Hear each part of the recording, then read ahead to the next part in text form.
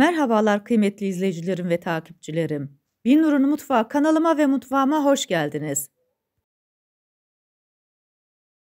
Bugün sizler için içinizi ferahlatacak, çok lezzetli, yapımı oldukça kolay olan yalancı tavuk göğsü tarifi hazırladım. Bu tatlıyı isterseniz hemen yapıp 4 saat sonra tüketebilirsiniz. Ya da ertesi güne kadar dinlendirip afiyetle tüketebilirsiniz. Her türlü de gerçekten çok lezzetli ve güzel oluyor. Tarifime başlamadan önce kimin nereden izlediğini bana yorumlardan yazarsanız değerli takipçilerimin nereden izlediğini öğrenmiş olurum.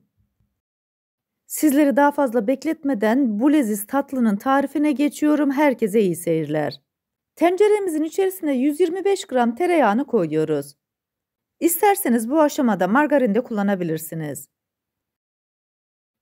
Tereyağımızı tamamen eritiyoruz.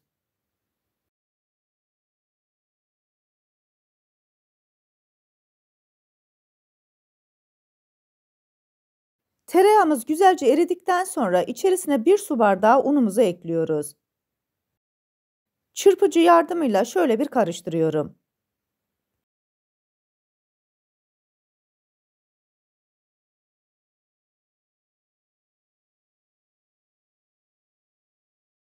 Unumuzu 15 dakika boyunca kavuracağız. Çırpıcıyı çıkartıp spatulaya geçiyorum. Spatulayla hem eziyorum hem kavuruyorum.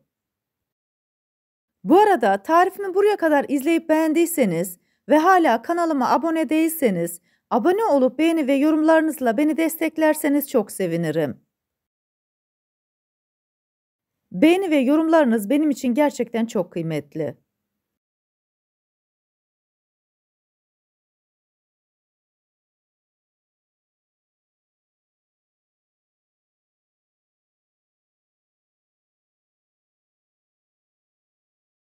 Unumuzu yeteri kadar kavurduk. Kavurmuş olduğumuz unun bu şekilde olması gerekiyor. Tarifimde 1 litre süt kullandım. İlk olarak sütün bir kısmını ekliyorum. Spatula ile şöyle bir karıştırıyorum. Bu arada ocağımızın altı yüksek ateşte.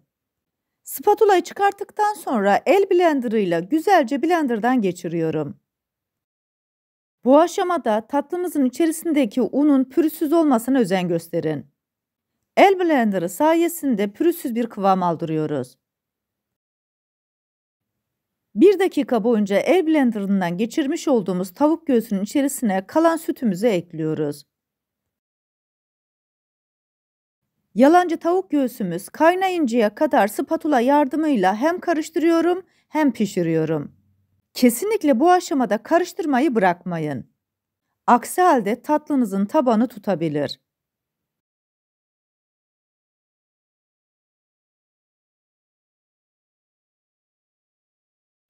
Tatlımız koyulaştı.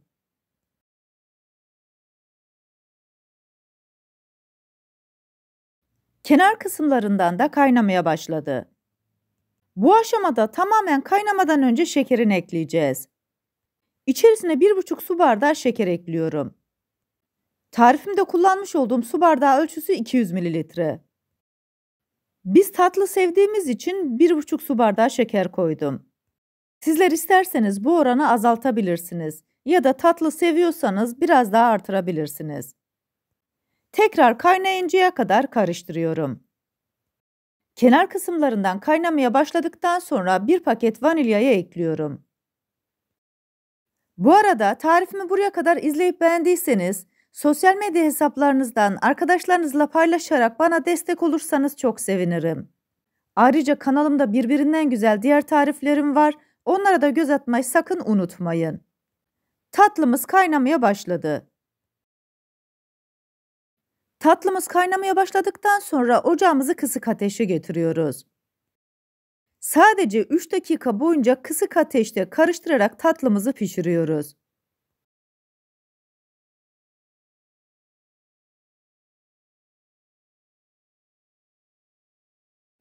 3 dakikanın sonunda artık tatlımızı ocaktan alıyoruz. İçerisine tatlı koyacağım borcamı ıslatıyorum. Böylelikle servis ederken tatlımız daha kolay çıkacak. Borcamın içerisine koyduğum suyu döküyorum. Tatlımızı tekrar alıyoruz. El blenderıyla tamamen köpürünceye kadar blenderdan geçiriyoruz. Bu işlem aşağı yukarı 4-5 dakika sürüyor. Tatlıyı ne kadar çok karıştırırsanız o kadar güzel akışkan olur ve ipeksi bir kıvam sağlar. Görmüş olduğunuz gibi tatlının etrafından köpükler çıkmaya başladı. Bu bizim için yeterli. El blenderını çıkartıyorum ve hala tatlı çok sıcakken borcamın içerisine boşaltıyorum. Borcamın içerisine boşalttıktan sonra tatlıyı tezgahın üzerine şöyle bir vuruyorum. Böylelikle içerisindeki hava kabarcıklarını gidermiş oluyoruz. Tamamen soğuyuncaya kadar dışarıda bekletiyoruz. Tatlımız tamamen soğudu, buzdolabına kaldırıyoruz, 4-5 saat boyunca buzdolabında bekletiyoruz. İsterseniz ertesi güne kadar da bekletebilirsiniz. 5 saatin sonunda tatlıyı dolaptan çıkartıyorum. Yağlı kağıtlarla şeritler kestim. Çapraz olacak şekilde yağlı kağıdı tatlının üzerine yerleştiriyorum. Artık tatlımızı süslüyoruz.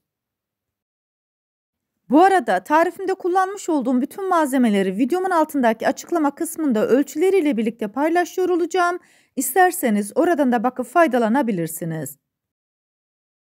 Yağlı kağıtları yerleştirdikten sonra üzerine tarçın serpiştiriyorum. Tarçın tavuk göğsümüzün lezzetine lezzet katacak. Tatlının üzerindeki yağlı kağıdı uç kısmından başlayarak yavaş bir şekilde çıkartıyorum. İsterseniz boşluk kısımlarına başka şeyler de serpiştirebilirsiniz. Ama ben böyle servis etmeyi tercih ettim. Tatlımızı artık kesiyoruz. Bu aşamada istediğiniz şekilde porsiyonlayabilirsiniz. Yalnız keserken mutlaka bıçağınızı ıslatın. Böylelikle tatlınız bıçağa yapışmamış olur. Sizlere bir de bu güzel tatlının iç dokusunu göstermek istiyorum. Görmüş olduğunuz gibi tepsinin içerisinden kalıp gibi çıktı. Üzerine biraz çam fıstığı koyuyorum. Gerçekten çok leziz bir tatlı oldu. Kullanmış olduğum ölçüler de tam ölçüdür. Sizler de bu tatlıdaki tüm püf noktalarına uyarak yaparsanız gerçekten çok lezzetli tatlı elde etmiş olursunuz. Tarifimi yapıp deneyecek olan herkese şimdiden afiyet olsun. Bir tarifimizin daha sonuna geldik. Videomu izlediğiniz için teşekkür ederim.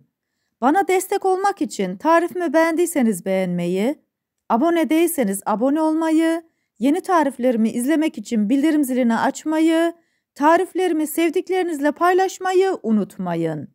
Her şeyin gönlünüzce olması dileğiyle hoşça kalın, afiyetle kalın, Allah'a emanet olun.